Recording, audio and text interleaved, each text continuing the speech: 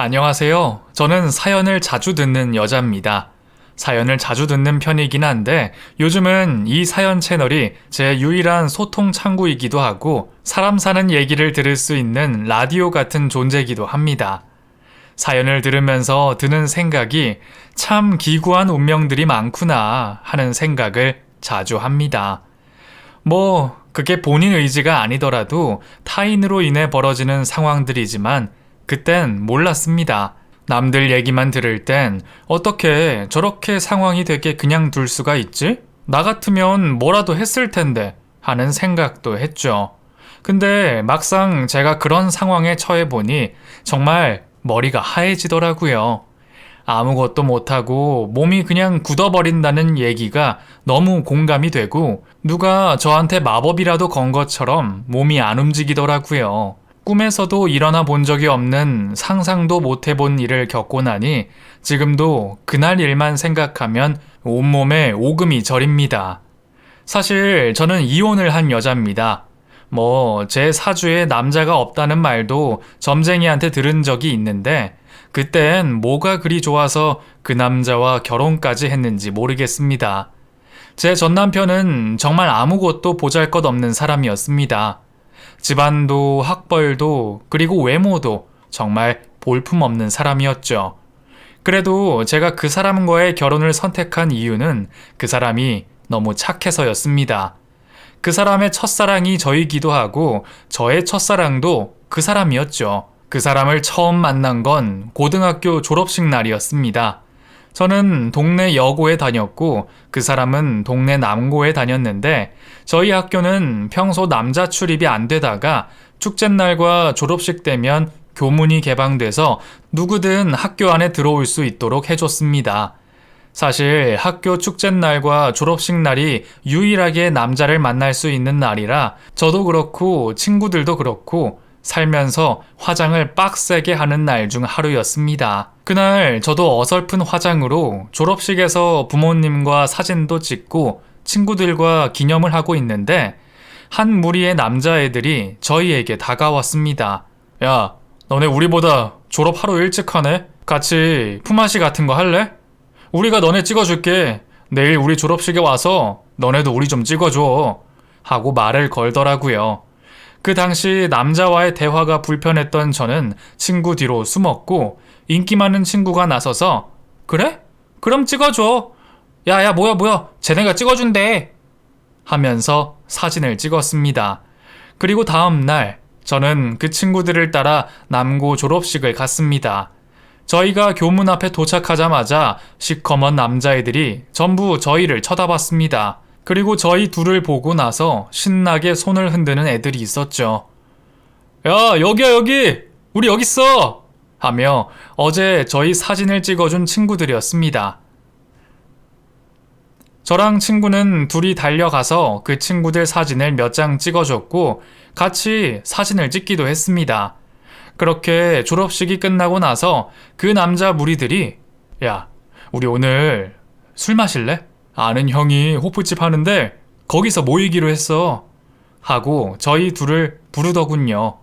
솔직히 아직 20살도 안 됐고 술 마시면 안 되는 거 알지만 친구가 저를 끌고 가서 그 자리를 따라가게 됐고 거기서 처음으로 맥주 한 모금을 마셨습니다. 그런데 제가 술이 안 받는 체질인 건지 아니면 긴장해서 그런 건지 한 잔만 마셔도 얼굴이 엄청 시뻘개지고 너무 덥더라고요. 그때 제 맞은편에 있던 남자가 너 괜찮아? 술 마시면 안 되는 거 아니야? 하고 제 걱정을 먼저 해줬습니다. 키도 작고 약간 통통한 데다가 안경 쓰고 얼굴에는 여드름이 가득하던 그놈. 솔직히 말해서 처음에는 이성적 호감이라고는 하나도 없었습니다. 됐어, 나 신경 쓰지 마. 내가 알아서 할게. 하고 저는 친구들과 건배를 했고 그렇게 새벽 2시까지 술을 마셨죠.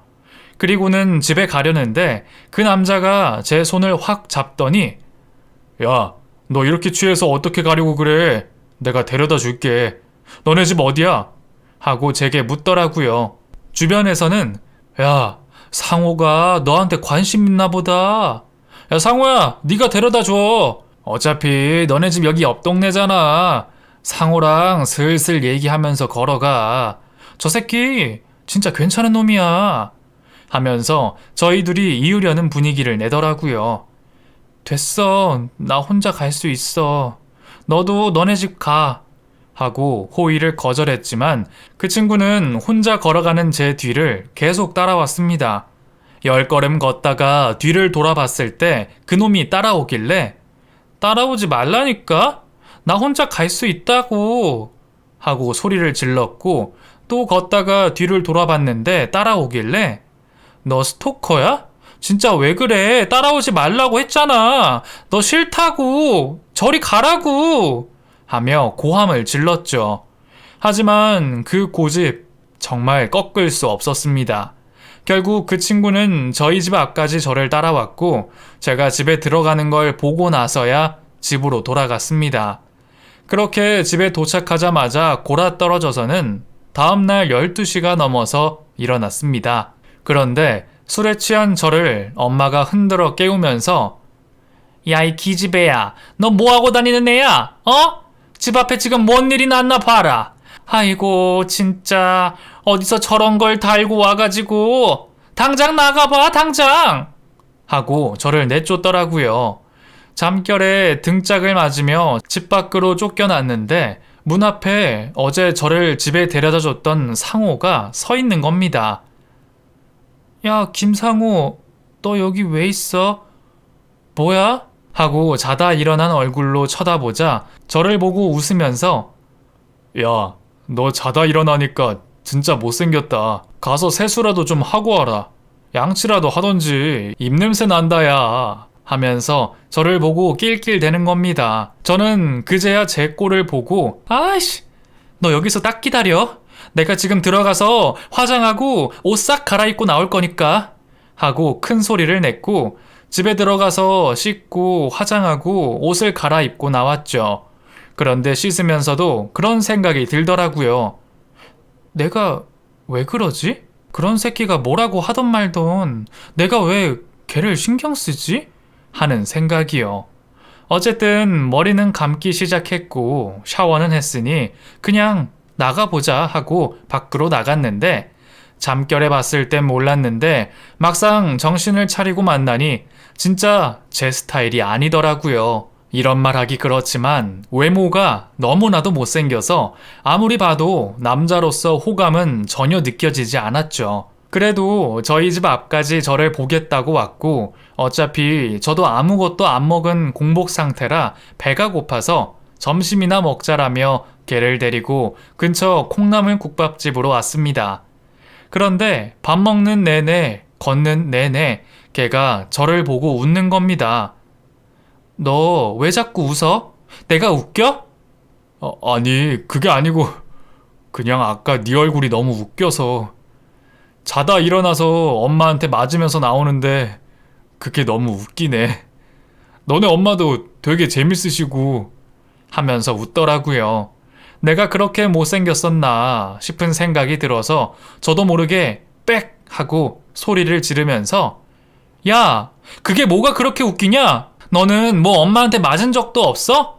엄마가 아들이라고 손도 안 대고 키웠어? 하고 한 소리 했더니 걔가 풀이 확 죽더라고요. 아니, 뭐 부러워서 그렇지. 난 사실 어릴 때 부모님이 일찍 돌아가셔서 할머니랑 자랐거든. 근데 뭐 할머니들이 다 그렇잖아. 손주 사랑하는 마음이 크지. 혼내고 싶겠어. 그래서 아까 너 엄마랑 투닥거리면서 싸우는 거 보는데 나도 엄마 아빠가 있었으면 저렇게 싸우면서 컸을까 싶은 생각이 들더라고. 하필 내가 사춘기 때 돌아가셔서 조금만 더 참지. 에이씨, 괜히 눈물 나려고 하네. 됐어. 야, 이거나 먹자. 다 식겠다. 하면서 콩나물 국밥을 먹더라고요. 그걸 먹는 걔 모습을 보는데 저도 코끝이 찡해져 왔습니다. 어렸을 때 부모님을 여의고 할머니랑 혼자 산 이야기를 덤덤하게 하는데 그 모습이 안쓰러워 보이더라고요. 모성애라도 생겼는지 어깨가 축 처진 상호를 토닥토닥 위로해주고 싶었어요. 그렇게 그날 걔 얘기를 듣고 나서 영화도 보고 시내 나가서 여기저기 구경도 다녔습니다. 그날 그 친구랑 참 많은 대화를 했습니다. 제가 선입견을 갖고 있었던 거였더라고요. 단순히 외모가 별로고 키가 작다고 해서 별로인 남자가 아닌데 하루 종일 같이 있어 보며 대화를 나누니 속도 깊고 배려심도 깊고 괜찮은 사람 같았습니다. 보통 이제 막 고등학교 졸업한 남자애들 보면 입도 더럽고 촐랑촐랑 가벼운 애들이 많던데 상호는 할머니 손에 커서 그런지 뭔가 애늙은이처럼 의젓한 모습이 많았어요. 어딜 가나 제게 양보해주고 어른들이나 종업원을 대할 때 누구보다 예의 바르게 행동하더라고요. 그 모습이 뭐랄까 제게는 조금 색다르게 다가왔고 남자답다고 느껴졌나 봐요. 그렇게 저는 그 주 주말에 또 그 친구를 만났습니다. 그 당시 저희 둘 다 갓 20살이 된 20대 초반이었고 그 뒤로 몇 번이나 만났지만 그 친구는 모든 게 조심스러웠습니다. 손을 잡는 것도 포옹을 하는 것도 말이죠. 오히려 그 점도 마음에 들었습니다. 사귀자마자 진도 뺄 생각으로 다가오는 남자보다 이렇게 제게 맞춰주면서 저를 조심히 대해주는 배려심 있는 모습이 좋았죠. 당연히 그 후로 그 친구와 저는 연인이 됐고 꽤 오랜 시간 연애를 했습니다. 거의 8년 정도 만났던 것 같습니다. 그 친구는 대학을 갔고 저는 사무직으로 취직을 했습니다. 제가 먼저 돈을 벌어 데이트 비용을 내면서도 그게 아깝다는 생각이 들지 않았습니다. 남자친구는 항상 제게 미안해했고 고마워했죠. 군대도 기다려주고 졸업할 때까지 뒷바라지도 해줬습니다. 그 후로 남자친구도 취직을 했고 저희 둘 다 28이 되면서 결혼을 하기로 했습니다. 그 당시 연락을 하고 만나는 친구들 중에는 고등학교 졸업식에 함께했던 친구들도 있었습니다. 저희 둘이 결혼한다는 얘기를 듣고 누구보다 축하해줬고 모두 성인이 되어 그날의 추억들을 회상하며 하루하루 즐거운 마음으로 결혼을 준비했죠. 이런 게 평범하게 사는 삶이라 생각했습니다. 그냥 남들처럼 아이가 생기기 전까지는 일을 하고 아이가 생기면 저는 회사를 관두고 전업주부가 되는 그런 삶. 하지만 남들처럼 사는 그런 삶이 쉽지 않더라고요. 어른들이 하는 말 중에 하나가 남들처럼 평범하게 사는 게 쉬운 게 아니라고 얘기했던 기억이 나는데 그 말이 딱이었습니다. 처음 1년은 정말 행복했습니다. 신혼부부이기도 했고 연애가 길었지만 결혼과는 또 달랐거든요. 게다가 주변에 결혼한 친구들 보면 시집살이로 다들 마음고생이 심한 것 같은데 저는 시부모님이 안 계시다 보니 그런 걸로 다투거나 신경 쓸 일이 하나도 없었죠. 그래서 주변에서는 저를 되게 부러워했어요. 야, 나도 정말 내 남편하고만 살았으면 좋겠다. 내가 남편이랑 결혼했는지 아니면 시어머니랑 결혼했는지 모를 정도로 왜 그렇게 우리 부부에게 간섭을 하는지 모르겠어. 남편 새끼는 결혼 전에는 별도 닫아줄 것처럼 굴더니 이제는 다 잡은 물고기라고 나를 생각하는지 거들떠 보지도 않아. 시댁에만 가면 소파에 껌딱지처럼 붙어서 아무것도 안 하고 빈둥빈둥 대는데 하루 종일 설거지하고 시어머니 시중 드는 나를 쳐다도 안 본다니까? 진짜 이참에 확 이혼할까봐. 진정해. 너 애 낳고 나면 좀 나아지겠지. 그래, 네 말이 맞다. 그나마 내가 임신하니까 조금 시집살이가 줄긴 하더라. 그나저나 너는 진짜 복 받았다. 네 남편한테는 미안한 얘기지만 시부모님 없이 남편이랑 둘이서만 사는 네가 난 제일 부럽다. 하지만 1년이 지나면서 주변에서 아이 얘기가 조금씩 나오기 시작했습니다. 특히 친정에서는 너네는 좋은 소식 없어? 왜 이렇게 엄마를 기다리게 하는 거야? 알아서 척척 손주 안겨주면 좀 좋아? 친구들 모임에 나가면 다들 손주 자랑하느라 바쁜데 나만 입 꾹 다물고 있기가 얼마나 민망한데. 얼른 애 가져. 여기서 더 늙으면 나중에 너만 고생한다. 그러니까 괜히 미루지 말고 얼른 낳아. 하고 저를 재촉했습니다. 하지만 아이라는 게 그렇게 제 맘처럼 생기지 않더라고요. 평소 저희 부부는 감기 한번 안 걸릴 정도로 건강한 편이라 마음만 먹으면 쉽게 생길 줄 알았어요. 하지만 이건 제 착각이었죠. 남편과 피임을 안 한 지는 3개월 정도 됐지만 여전히 소식이 없었고 남편은 제게 이상하다. 왜 아이가 안 생기지? 원래 피임 안 하면 짠 하고 생기는 거 아니야? 하고 농담처럼 말하긴 했지만 그저 웃을 뿐 속 타는 제 마음을 하나도 이해해주지 못하는 것 같았습니다. 그렇게 저희 부부가 피임을 안 한 지 6개월쯤 지났을 무렵 제가 먼저 남편에게 조심스럽게 제안했습니다. 여보, 우리 병원 가볼까? 그냥 가벼운 마음으로 사전검사 이런 거 해보는 것도 나쁘지 않을 것 같아서 하고 제안을 했더니 남편이 기겁을 하더라고요. 그런 걸 왜 해? 하려면 당신 혼자 해. 난 안 해. 그거 검사하면 뭐가 좋은 건데.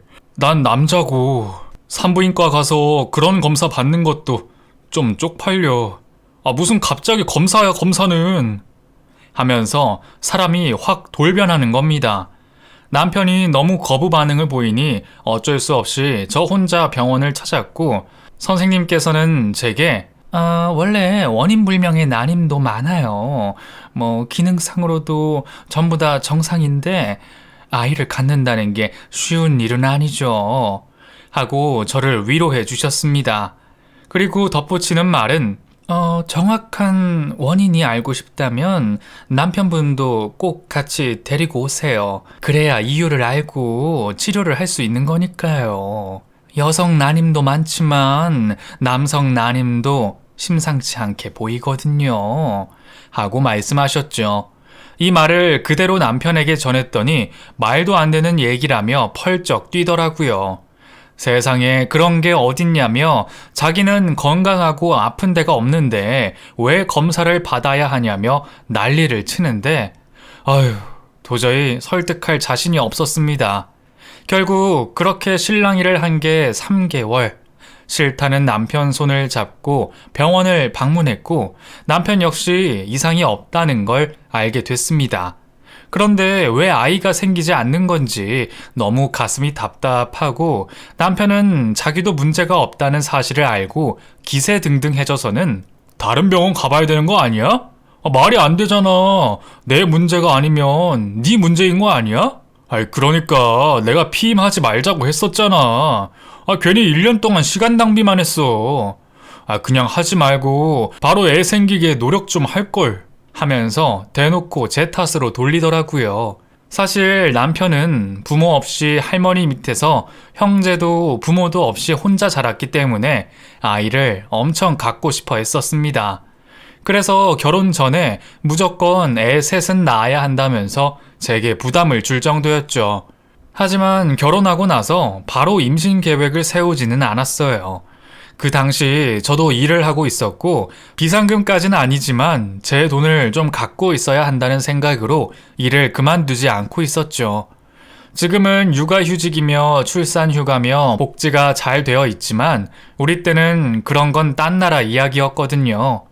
여자는 결혼해서 애 낳으면 대부분 퇴사를 하는 게 일반적인 수순이었어요.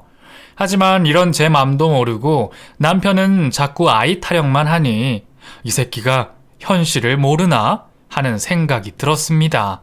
솔직히 제가 결혼할 때 남편보다도 더 많이 돈을 보탰고 지금 살고 있는 신혼집도 제 돈이 반 이상 들어갔는데 그렇게 남편과 아이 없이 산 지 3년, 연애까지 포함하면 이미 10년이 넘는 세월을 같이 보내니 내가 지금 남편이랑 사는 건지 아니면 친구랑 사는 건지 헷갈리더라고요.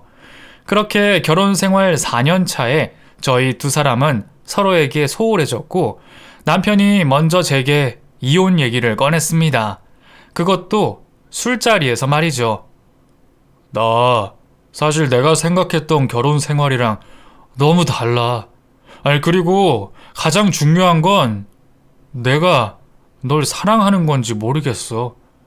나도 이런 내 마음이 복잡하고 너한테 너무 미안한데 우리 생각 한번 해보자. 어떤 게 우리한테 더 좋을지 하고 말을 하더라고요. 이혼이라는 단어만 꺼내지 않았지 이건 뭐 그냥 헤어지자는 말처럼 들려서 제가 먼저 그냥 이혼하자고 했습니다. 주변에서 제 얘기를 들은 친구들은 야, 미쳤어. 네가 먼저 이혼하자고 하면 어떡해. 네 남편 바람난 거 아니야? 아니, 어떡해. 다른 사람도 아니고 그 인간이 그럴 수가 있어? 너 좋다고 집까지 쫓아오던 놈이 그렇게 마음이 변할 수가 있어? 야, 진짜 미친 거 아니니? 아, 너무 열받아. 하면서 저 대신 화를 내줬죠. 저도 왜 그랬는지 모르겠지만 그땐 솔직히 화도 안 나고 아무 감흥도 없더라고요. 왜 기분이 아무렇지 않았는지 모르겠습니다. 이혼을 하기까지 힘들지도 않고 눈물도 안 나고 정말 머리가 멍하고 그냥 원만하게 합의 이혼을 했고 받은 돈 한 푼도 없지만 그게 서럽다거나 슬프지도 않았습니다. 하지만 그날 이후로 전 뭐랄까 사람 같지 않게 살았습니다. 재밌는 것도 슬픈 것도 설렘도 화남도 아무 감정도 느끼지 못했습니다. 왜 내가 이렇게 된 걸까? 너무 신기하고 이상했죠. 영화관에 가서 슬픈 영화를 봐도 남들 다 우는데 저는 눈물 한 방울 나지 않았고 엄마랑 통화를 해도 항상 엄마는 제게 하는 말이 넌 왜 이렇게 애가 무뚝뚝해졌어? 무슨 일 있어? 하고 물을 정도였으니까요. 회사에서도 마찬가지였습니다. 업무에는 전혀 지장이 없었지만 사회생활이라는 게 일만 해서 되는 게 아니었는데 항상 사람들이 제게 묻는 말이 오늘 무슨 일이 있어요? 아니 왜 이렇게 기분이 안 좋아? 일이 잘 안 풀려? 하고 묻는 거였죠. 왜 자꾸 사람들이 제게 그런 말을 묻는지 의아했습니다. 난 아무렇지 않은데 뭐가 이상한가? 싶기도 했고 친구들 몇몇은 제게 말수가 너무 줄었다며 걱정하더라고요. 그렇게 1년 정도를 무감정으로 살다가 엄마가 제게 먼저 권유를 한 곳이 정신과였습니다. 사실 부모 입장에서 자식에게 정신과를 다니라고 하는 경우 정말 흔치 않습니다. 대부분 병을 확인받아도 아니라고 절대 그럴 리가 없다고 거절하는데 엄마는 제 눈치를 보며 내가 걱정이 돼서 그래. 병이면 고치면 되는 거니까 겁먹지 말고 상담만이라도 받아보자 하면서 저를 병원에 끌고 갔죠. 솔직히 그땐 엄마가 저를 정신병동에 쳐 집어넣을 생각인가 하는 의심까지 들었습니다. 이유는 모르겠지만 그냥 그런 부정적인 생각이 들었죠. 제가 엄마를 따라 정신과에 간 것도 제가 멀쩡하다는 걸 증명하고 싶어서였는데 상담을 해보니 그게 아니더라고요. 선생님은 한참 동안 저와 얘기를 나누며 환자분 믿기 힘드시겠지만 이것도 우울증 증상 중에 하나입니다. 본인은 굉장히 상실감에 빠져 있는데 그 감정을 외면하려다 보니 이 현실과 충동해서 발생하는 건데요. 우선 저 믿어보시고 약물 치료부터 시작하시죠. 편하게, 뭐든 편하게 하면 됩니다. 그리고 천천히 하면 돼요. 이런 경우 정말 흔치 않은데 직접 병원까지 찾아오셨으니까 분명 차도가 있을 겁니다. 자, 제 손 한번 잡아보세요. 그리고 나서 어떤 기분이 느껴지는지 말해보세요. 하고 제게 먼저 손을 내밀어 주더군요. 저는 조심스럽게 선생님의 손을 잡았고 가만히 선생님을 쳐다봤습니다. 아무 감정 느껴지지 않아요. 근데요, 선생님, 이거 고칠 수 있는 병인가요? 아니, 병은 맞나요? 하고 제가 입을 떼자마자 갑자기 눈물이 흐르더군요. 정말 이상한 반응이었습니다. 슬픈 것도 아니고 그 사람이 제게 뭐라고 한 것도 아닌데 왜 갑자기 눈물이 흐른 건지 그날 저 맞은편에 선생님을 앉혀두고 펑펑 울었습니다. 이혼할 때도 눈물 한 방울 흘리지 않았고 그 사람이 절 사랑하지 않는다고 할 때도 눈물 한 방울 안 났는데 선생님의 손을 잡으니 눈물이 나더군요. 그렇게 한참을 울고 난 그날 밤 선생님이 제게 문자를 하나 보내오셨습니다. 보통 제가 이렇게 환자에게 따로 연락하지는 않는데 마음이 쓰여서 연락합니다. 내일 모레도 꼭 잊지 말고 병원 찾아오세요. 하고 말이죠. 그 문자를 받으니 마음이 따뜻해졌습니다. 누군가 내 얘기를 들어주는 사람이 있구나. 나의 힘듦을 공감해주는 사람이 있구나 하는 생각에 빨리 병원에 가고 싶어졌죠. 그리고 이틀 뒤, 또 이틀 뒤, 저는 계속 병원을 찾았습니다. 그럴 때마다 선생님은 전 남편에 대한 제 얘기를 들어주셨고 제가 속상한 일이 있으면 위로해 주셨습니다. 그리고 제게 약을 처방해 주시면서도 점점 좋아지고 있어요. 너무 많이 좋아졌어요. 하며 제 편이 돼주셨죠. 참 이상했습니다.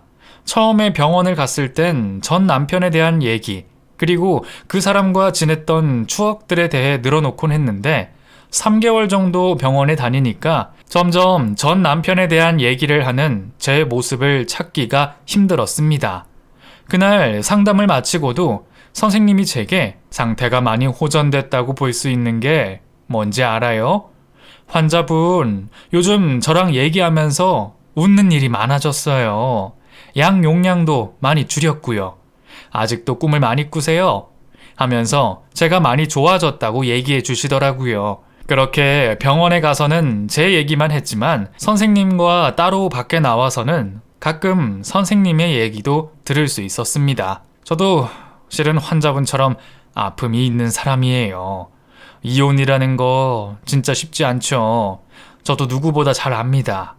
근데 저도 참 많은 사람들 만나고 세상을 많이 안다고 생각했는데 아직 제가 모르는 게 많더라고요. 그래서 말인데 저 수인 씨랑 조금 진지한 만남을 해보고 싶습니다. 우리 둘 다 같은 처지고 서로가 힘이 되는 존재라는 거 너무 잘 알잖아요. 그거 저만 느낀 거 아니죠? 하고 제게 고백을 하는 겁니다. 솔직히 너무 당황스러웠습니다. 이 사람이? 왜 나 같은 여자를? 돈도 잘 벌고 능력 있는 의사가 왜 나같이 볼품없는 여자를 좋아하지? 이런 생각부터 들었죠. 하지만 제 마음을 저도 알면서 이 사람을 밀어내긴 힘들었습니다. 결국 저희 둘은 3개월 만에 환자와 의사 사이에서 연인이 됐고 제가 그 사람에 대해 아는 건 이혼을 했다는 것, 그리고 직업이 의사라는 것, 그리고 그 사람의 이름 정도였습니다. 하지만 제 마음이 이미 움직이고 있으니 나이나 지방 같은 건 중요하지 않았습니다.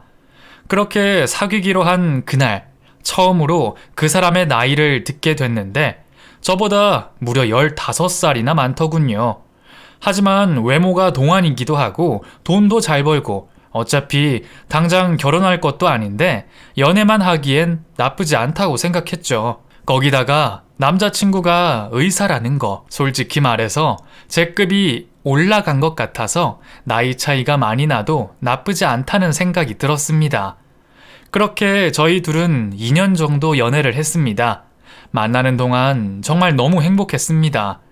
바보 같은 생각이지만 이 사람과 결혼을 하고 싶을 만큼 말이죠. 거기다가 이 사람과 만나는 2년 동안 저는 데이트 비용을 단 1원도 쓴 적이 없었습니다. 나이도 많고 직업도 좋고 돈도 잘 버는 그 사람은 항상 저를 위해주고 제게 모든 걸 다 건 것처럼 보였습니다.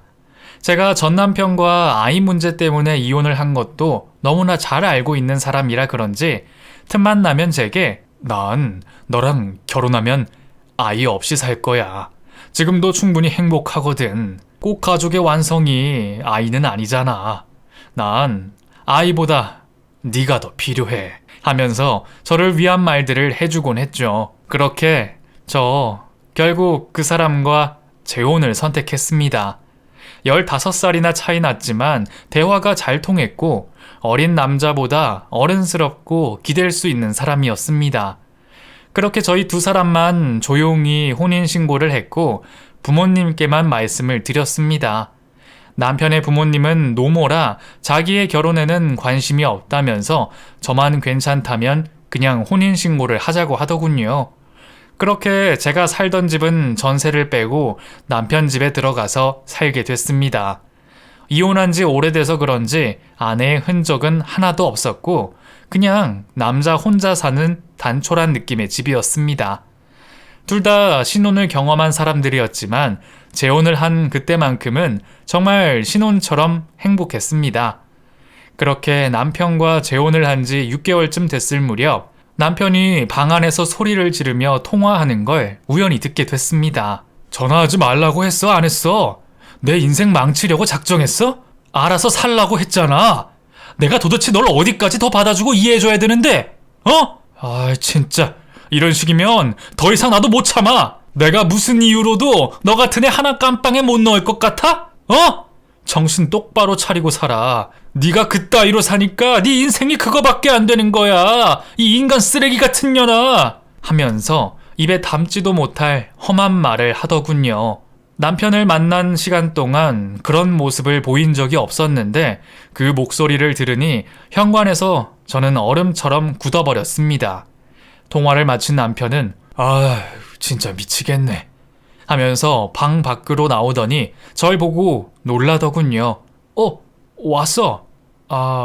통화 들은 거야? 표정이 안 좋네. 좀 많이 놀랬어.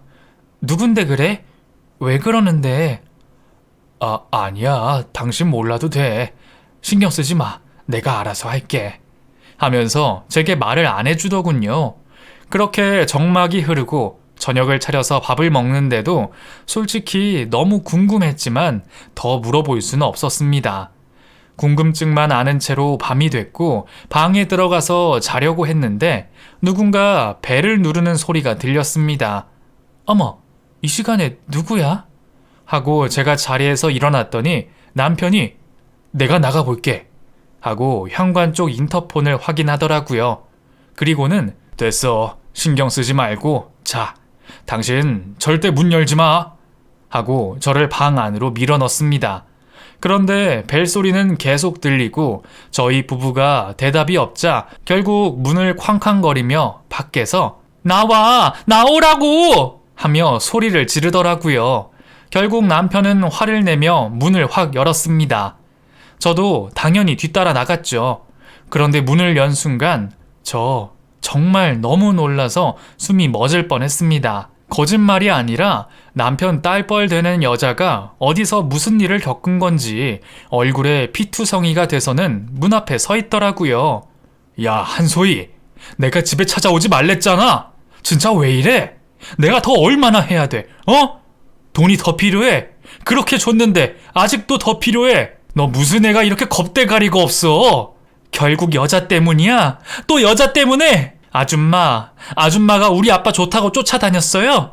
다른 아줌마들처럼 우리 아빠 직업만 보고 좋다고 쫓아다녔어요? 하면서 저를 뚫어지게 쳐다보더라고요. 아빠? 당신 이게 무슨 소리야? 자식이 있었어? 하고 남편을 쳐다봤더니 난감하다는 표정을 지으며 어쩔 줄 몰라 하더라고요. 제가 남편과 그 아이를 번갈아 쳐다보고 제가 무슨 말을 어떻게 해야 할지 몰라서 아무 말도 못했는데 갑자기 그 애가 저를 확 끌어안는 겁니다. 아줌마, 내가 잘못했어요. 저 진짜 사고 안 칠게요. 그러니까 저 내쫓지 말아주세요. 저 이제 진짜 갈 데도 없고요. 정말 이제 받아주는 사람도 없어요. 고모도 저보고 나가래요. 제가 맨날 친구들이랑 술 마시고 담배 피고 양아치처럼 군다고 집에도 들어오지 말래요. 아빠는 저 같은 딸은 없는 셈 치겠다고 하면서 맨날 돈만 보내주는데 저 이제 돈 필요 없어요. 저 집이 필요해요. 가족이 필요해요. 그러니까 아줌마, 제가 진짜 잘할게요. 제발 저 버리지 말고 아빠랑 저랑 같이 살아주세요. 네? 공부도 열심히 하고 사고도 안 칠게요. 제발요. 저 이제 진짜 더 이상 맞고 다니기 싫어요. 보호받고 살고 싶어요. 무섭단 말이에요. 제발요. 하면서 저를 끌어안고 펑펑 우는 겁니다. 저도 제가 왜 그랬는지 모르겠지만 저도 모르게 그날 그 아이를 집으로 들였습니다. 사실 남편 얘기를 들어보고 싶었고 그 아이 얘기도 들어보고 싶었습니다. 그렇게 밤새도록 들은 얘기는 꽤 충격적이었습니다. 남편은 이혼을 했지만 아이가 없다는 건 거짓말이었습니다. 17살짜리 딸아이가 있었습니다. 그것도 고등학교를 자퇴하고 비행 청소년으로 살아온 딸이더군요. 아내와 이혼하면서 딸아이가 가출을 했는데 그냥 내버린 자식이라고 생각하고 살았다고 하더군요. 이유를 물어보니 더 가관이었습니다. 얘는 내 머리 안 닮았어. 그냥 꼴통이야. 썩어빠진 꼴통이라고. 이런 애가 내 딸이라고? 난 인정 못해. 그리고 막말로 그래 딸이라고 쳐. 그래서 돈 줬잖아. 얘 가출하고 나서 돈 없다고 나한테 협박 문자 보내고 우리 누나 집 찾아가서 깽판 쳐서 내가 적은 돈도 아니고 매달 100만 원씩 보냈어. 근데 뭐? 이제 와서 가족이 필요해? 돈은 필요 없어? 당신 얘가 어떤 애인 줄 알아? 부모 무서운지 모르는 애야. 대가리만 달고 다니면서 사람 구실도 못하는 멍청한 애라고.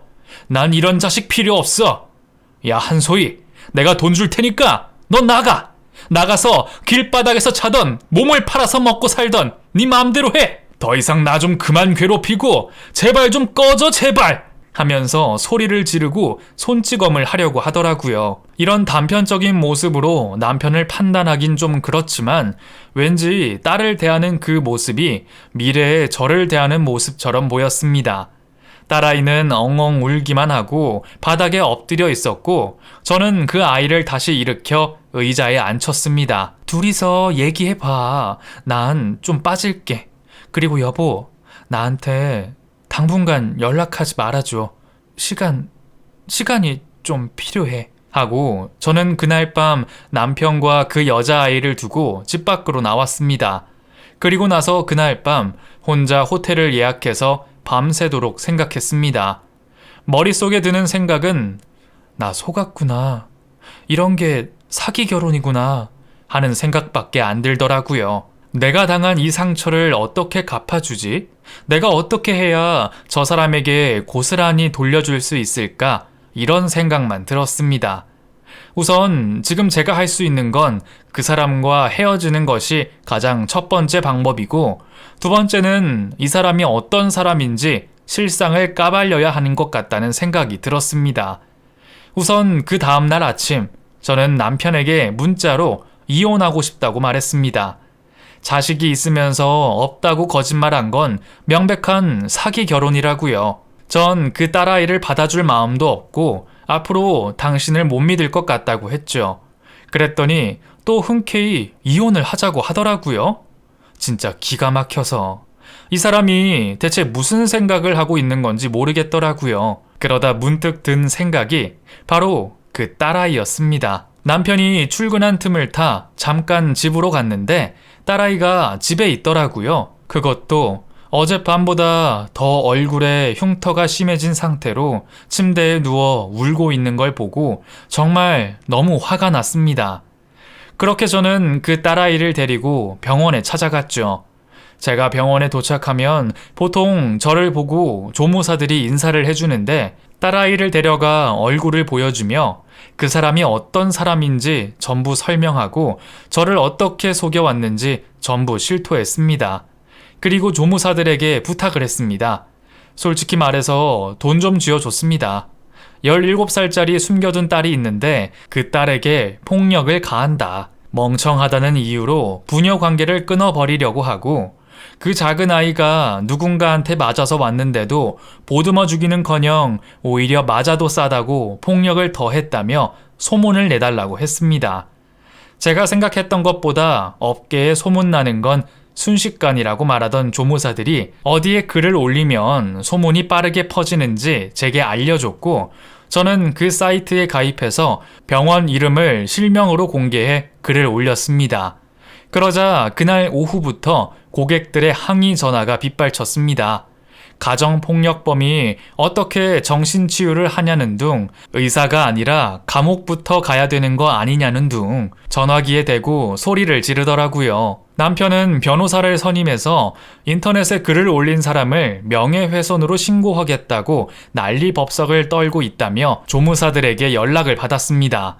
그리고 이튿날부터 병원의 손님이 싹 끊겼다고 하더군요. 조무사들은 어떡하냐고 발을 동동 굴렀지만 제 고등학교 친구가 일하는 병원에 조무사들을 소개해주겠다고 약속을 하고 병원 상황을 전해달라고 했습니다. 그리고 남편의 딸은 청소년 쉼터에서 보호받을 수 있도록 아이에게 소개를 해줬습니다. 그렇게 시간이 흘러 병원에 점점 손님이 줄어간다는 연락을 받았습니다. 고정적으로 다니던 사람들도 병원을 옮겼고 인터넷 기사에 날 정도로 남편은 유명 인사가 됐더군요. 그렇게 3개월. 결국 남편은 이 모든 일을 제가 했다는 사실을 알고 저를 명예훼손으로 고소했습니다.